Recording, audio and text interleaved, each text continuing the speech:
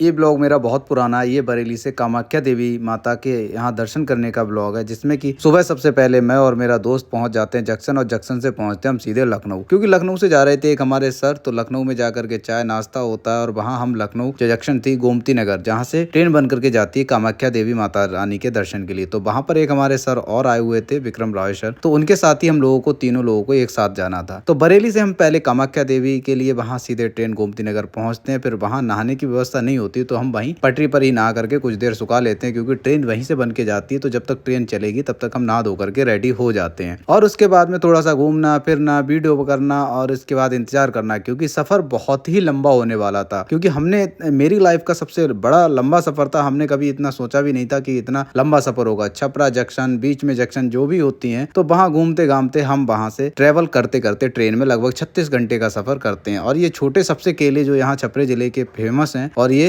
वहां खाते हैं, टेस्ट लेते हैं, सोते रात, और दिन कब निकल जाता है समझ में आता ही नहीं है। सो और उठो, घूमो स्टेशन पे, बस यही काम था। और घूमते घामते घामते और ये सारे व्यू नज़ारे देखते हुए गोमती नगर से सीधे लखनऊ बरेली से, और वहां पहुंचते हैं कामाख्या देवी के लिए। तो कामाख्या देवी कब आएंगी, माता रानी का दर्शन कब करेंगे, ये हमारे मन में बड़ा असमंजस था। और फाइनली हम पहुंच जाते हैं कामाख्या देवी मंदिर। और इस वीडियो को मैं ज़्यादा एडिट भी नहीं करूंगा, क्योंकि मैं आपको ज़्यादा से ज़्यादा दिखाऊंगा, क्योंकि पहला ब्लॉग है। और मैं इसमें ना तो वॉइस एडिट करूंगा, सीधा जैसा रॉ आ रही है वैसे ही मैं आपको दूंगा। तो कुर्ता पजामा पहनता हूँ और दर्शन करने के लिए निकल जाते हैं हम मंदिर के लिए। क्योंकि यहाँ से ट्रेन जो था कि हमारा फिर नाइट में ट्रेन थी, तो यहाँ से हमें ऑटो करके कामाख्या देवी मंदिर जाना था। और फिर वहां जा करके हम पहुंचते हैं मंदिर। तो बहुत लंबी चौड़ी भीड़ लगी हुई थी, क्योंकि वहां भक्तों की, श्रद्धालुओं की भीड़ हमेशा लगी रहती है। अगर कभी भी आप जाते हैं तो पहले जाएं, जहाँ पर एक फ्री टिकट मिलते हैं, और उसके बाद में 511 रुपए का एक टिकट मिलता है, जो कि आपको मंदिर के अंदर ही मिलता है। और फिर बाकी आपको जो भक्तगण है जो और घूमते रहते हैं, पंडा वगैरह, वो भी आपको ज्यादा चार्ज लेकर के दर्शन अंदर करा देते हैं। तो यहाँ पर कामाख्या देवी बलि का